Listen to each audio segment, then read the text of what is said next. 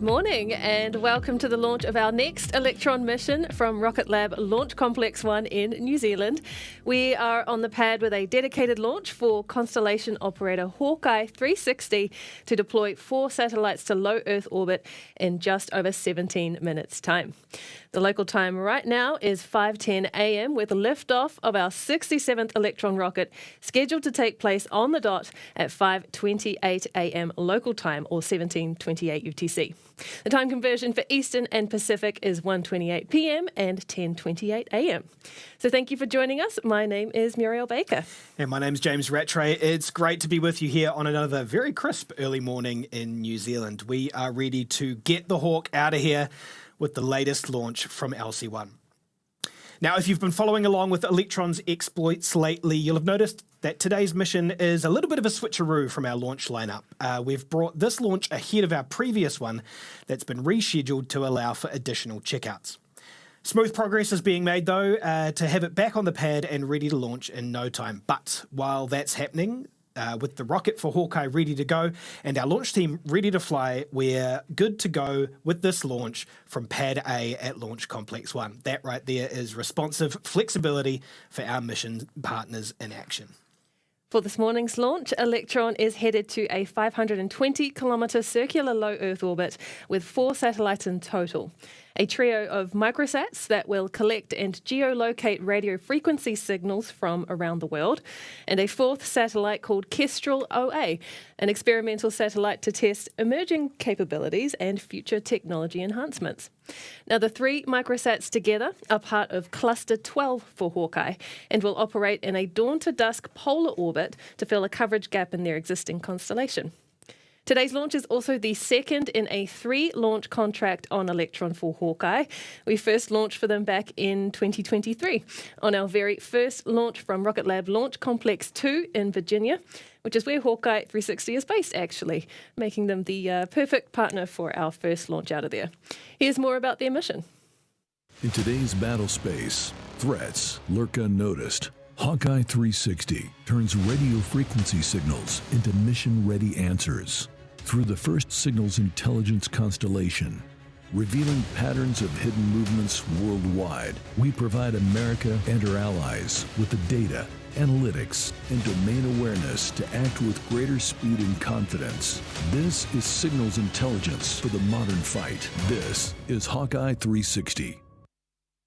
Nice one. We are super excited to have HawkEye 360's satellites back on Electron over here in New Zealand this time around. We've got another 14 minutes and 45 seconds until liftoff, so while we wait, let's throw it back to 2023 when we launched our first mission for HawkEye 360, which was also our first ever launch from Launch Complex 2 in Wallops Island, Virginia, like Muriel mentioned before. Now, that mission was called Virginia is for Launch Lovers, a nod to the US state that both LC2 and HawkEye 360 call home. So let's take a little bit of a look back.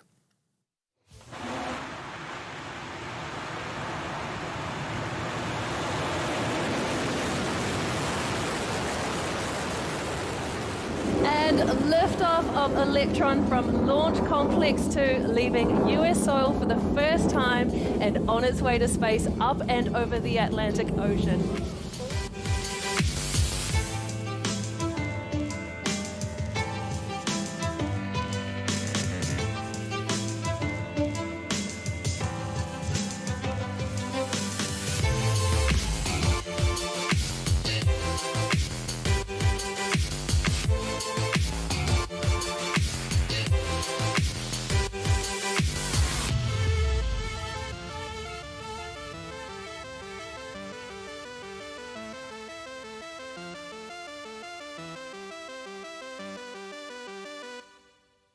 I can't believe it's been 2 years already since we opened LC2, and 30-something missions later, here we are again with HawkEye on the launch pad with Electron. And speaking of, we are about 13 minutes away to liftoff now, which means we are coming up to our go, no-go poll for today's launch. Now, our operators in mission and range control will be polled by the launch director directly for whether they are go to proceed with the countdown to liftoff or if there are any watch items for the rest of the count. Now, stations are polled across range and launch safety, weather expectations at liftoff, if there's any probability of launch constraints, And of course, multiple engineers monitoring Electron's systems across avionics, propulsion, software, and more. Let's go ahead and tune into Mission Control now to hear the status of today's launch, led by Launch Director Taylor Moore.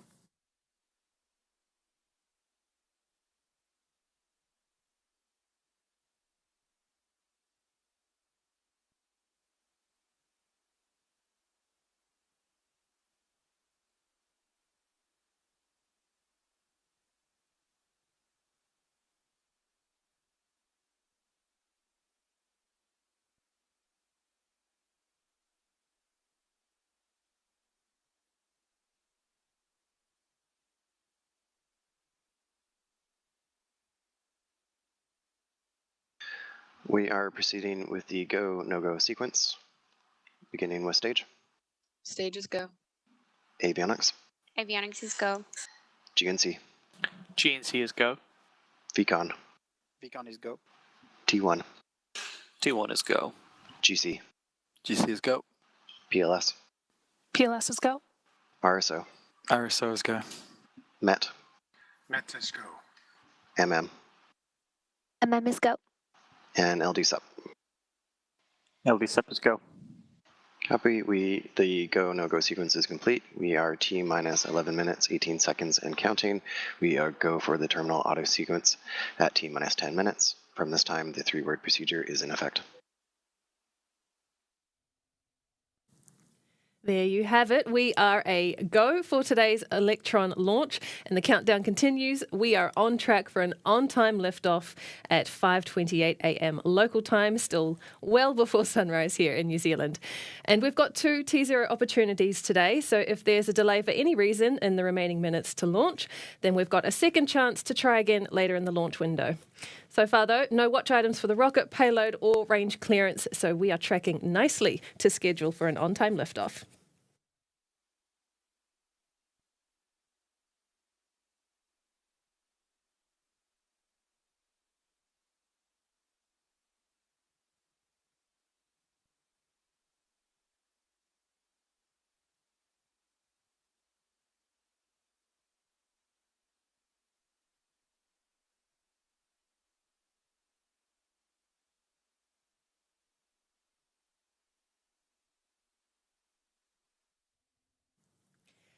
So while we are busy launching back-to-back missions with Electron, our team at headquarters in California and across multiple states are also hard at work building spacecraft and space systems products for a range of missions, a whole other part of Rocket Lab's business that isn't just building and launching rockets.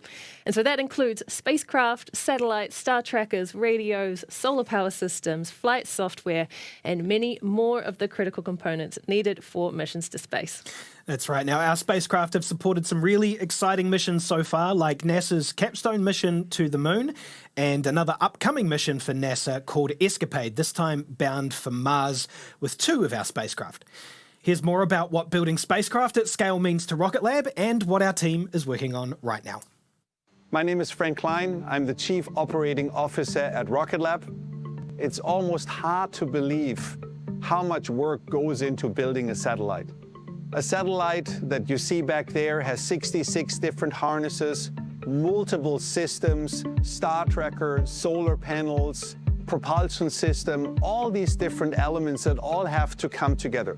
My name is Anita Becerra, and I'm the Senior Supervisor of Space Systems Production. I have a highly skilled team that allows us to produce spacecraft at scale.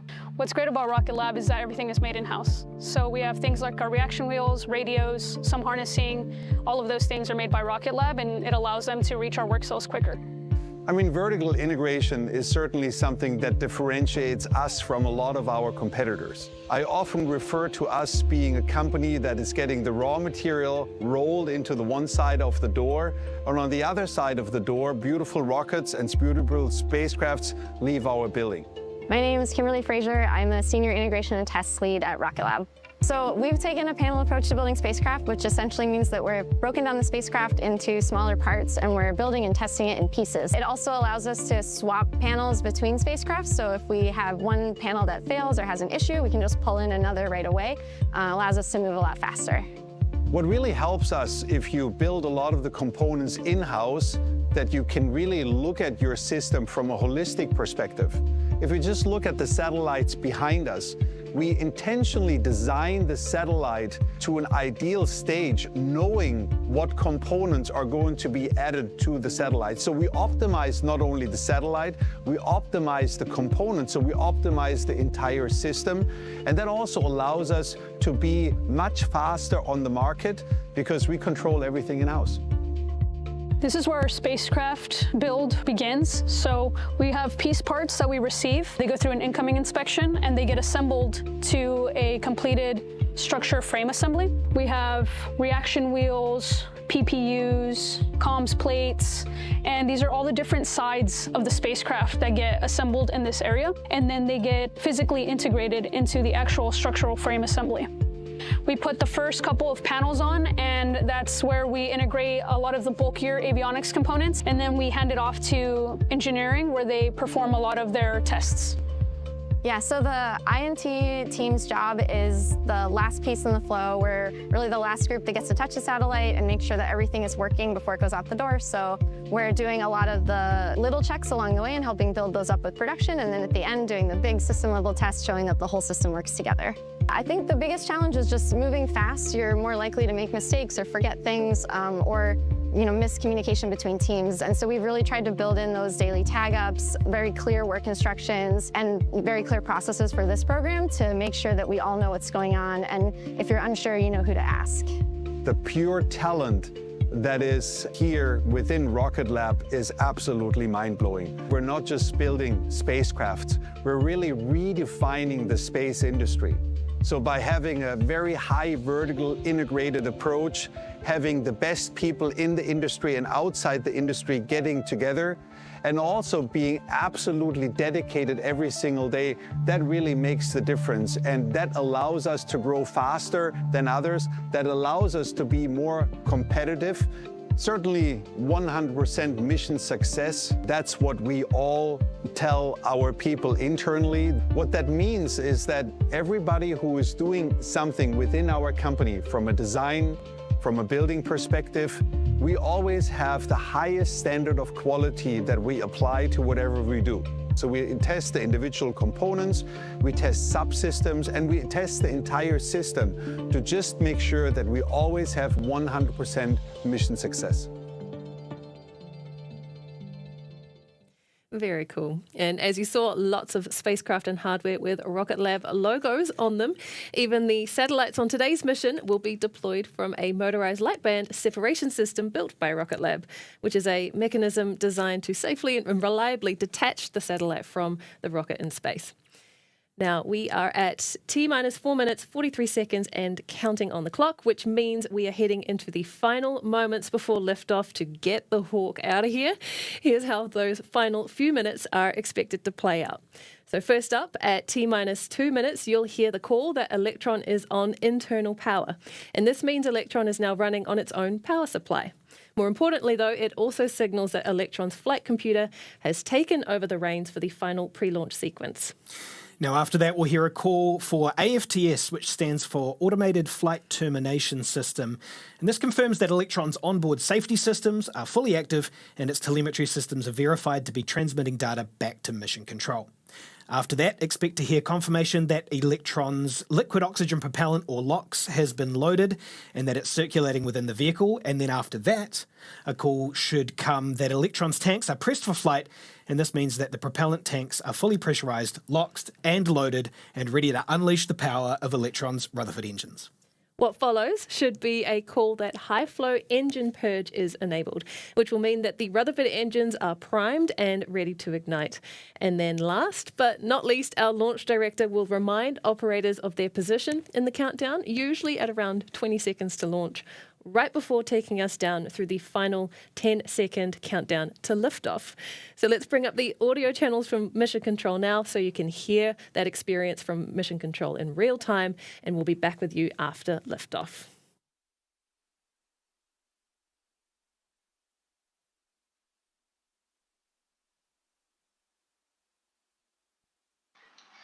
To all operators, from now on, there should be no red flags in your critical LCCs. Beacon LD on mission card. LD beacon. Please lock the auto sequence and confirm.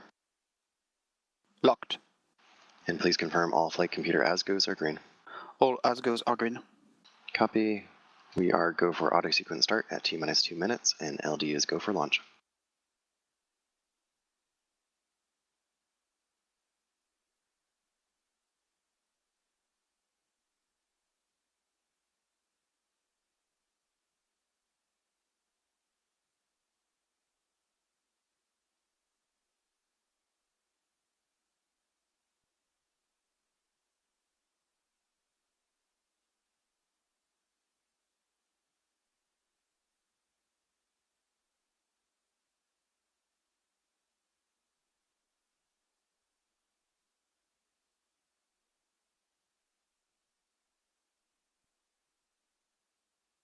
The vehicle is fully on internal power. AFTS is green and enabled for flight.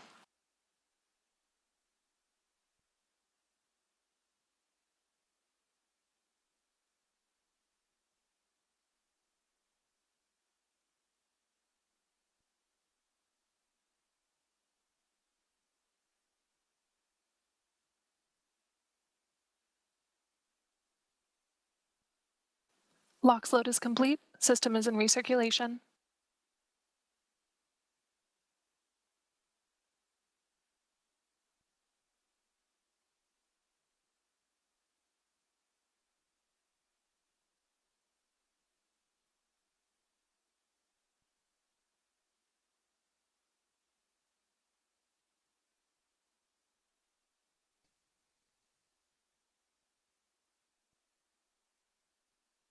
Anti-geysering is disabled.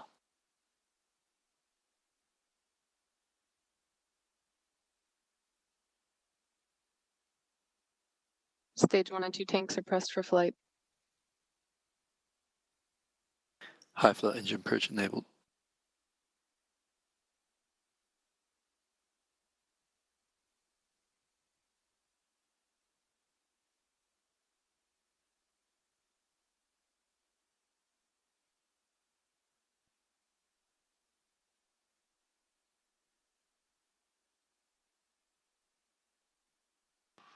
T-minus 20 seconds and counting.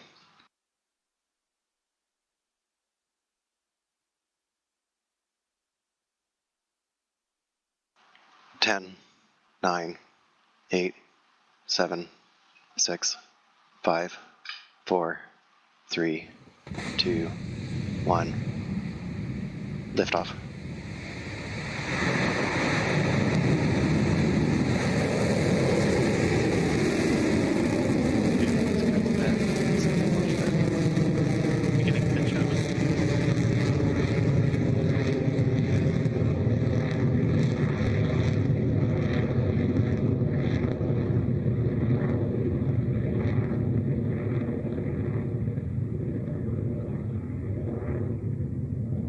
Stage 1 propulsion nominal. And the Hawk is out of here for Electron's 67th launch. What a spectacular liftoff for Electron. And that fiery plume lets us know that we are climbing fast and soon we'll be reaching maximum aerodynamic pressure, also known as max Q, as Electron punches through the atmosphere. Our launch ops team and mission control will be calling out that critical moment shortly, so let's listen in. Electron is supersonic, approaching max Q.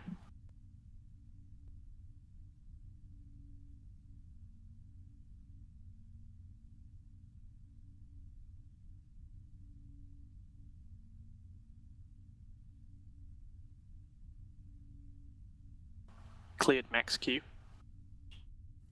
There we go. Confirmation from Mission Control that we have cleared max Q. Right now, Electron is moving at over 2,000 kilometers an hour and past an altitude of 20 kilometers. And our next launch milestone will be MECO, or main engine cutoff, in just under a minute and a half. What that involves is 3 critical actions across Electron's first and second stage. First, the 9 Rutherford engines on the first stage will shut down as scheduled. Next, the first stage will disengage and separate from the second stage. And then thirdly, the single Rutherford engine on the second stage will ignite to propel the mission on its way to orbit. So let's listen back into Mission Control to hear those 3 crucial calls. Go in roughly 30 seconds.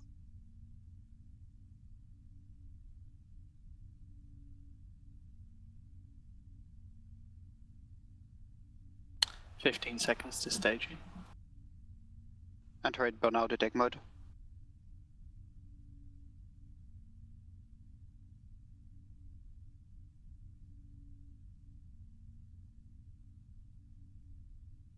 MECO confirmed. Stage separation confirmed. Stage 2 ignition confirmed.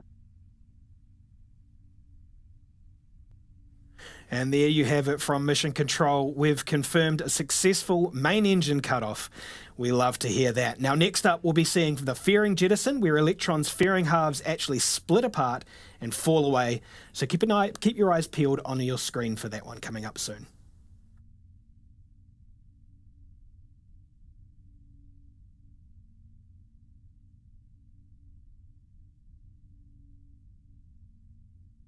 Confirmed.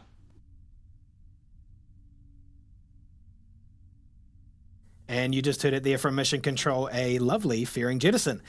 You can see HawkEye 360 is well and truly on its way to orbit, now travelling at 8,500 kilometres an hour, just passing 125 kilometres in altitude. What a ride for these 4 satellites. HVB discharge holding nominal.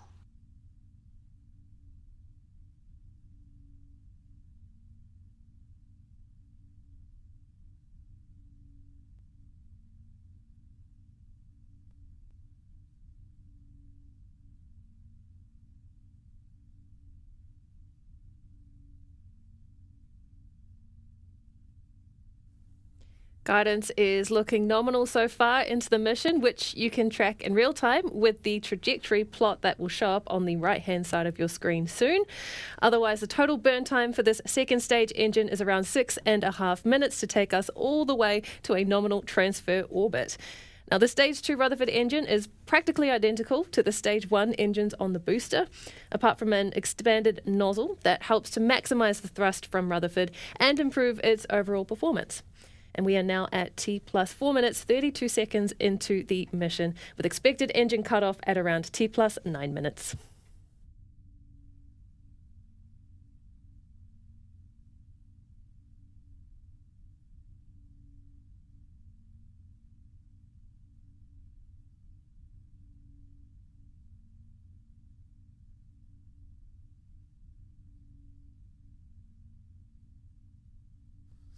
Alrighty, next up in Electron's series of manoeuvres is the battery hot swap, a move that's unique to Electron, given that its second stage Rutherford engine is actually powered by batteries. Now, since the engine burn lasts longer than a single battery pack can drive the pumps, the propulsion system will switch over to a fresh battery pack in order to keep the engines running smoothly. This happens super fast and can be pretty easy to miss, so keep your eyes peeled for the silver object on the right-hand side of your screen being ejected from Electron shortly.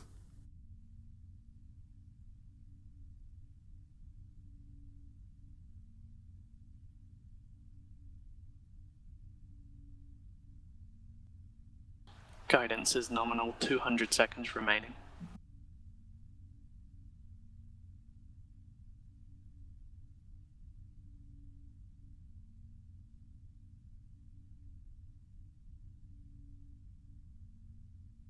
HVB discharge holding nominal, approaching hot swap in roughly 30 seconds.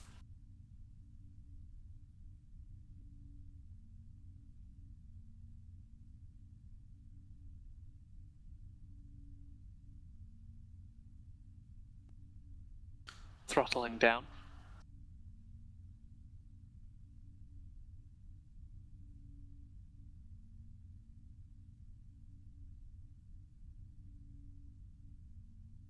Battery jettison confirmed.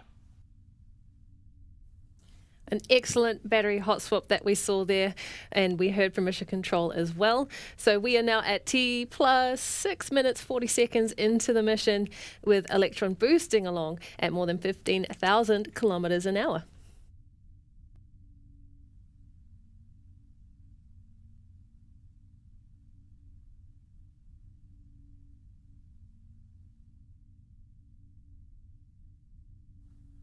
T plus 7 minutes into this mission, you can have a look on the right-hand side of your screen. Our propellant levels are consistent at 29% remaining for kerosene and liquid oxygen. Our kerosene temperature sitting at a balmy 12 degrees compared to our liquid oxygen temperature of negative 177 degrees Celsius. And it's that cold temperature that causes the ice on the outside of Electron when it's on the pad and gives it its distinct black and white stripes.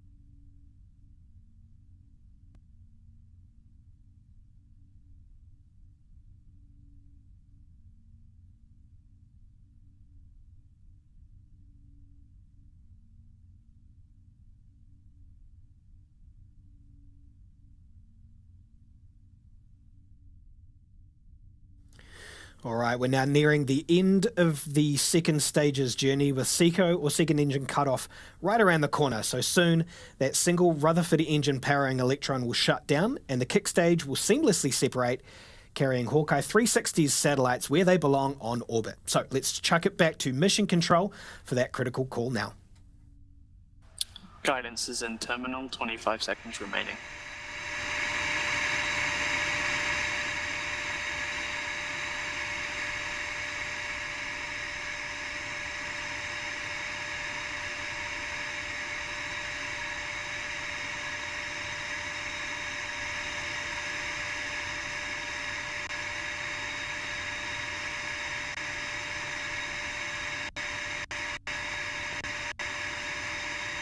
SECO confirmed.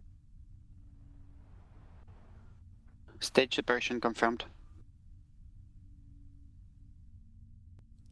And there you have it. Mission Control has confirmed SECO, and the kick stage with its HawkEye payload is now in its initial coast phase around Earth. And it will be another 40 minutes or so before the Curie engine on the kick stage ignites to make its final and precise adjustments to place HawkEye satellites to a 520-kilometre circular orbit. Today we've got two deployments. The first deploying the three Hawk 12 satellites, and then 45 seconds later deploying the Kestrel satellite. So we'll be back with you shortly after a while the kick stage completes that leg of the journey. So join us back for payload deployment in about 40 minutes or so. We'll see you back here soon.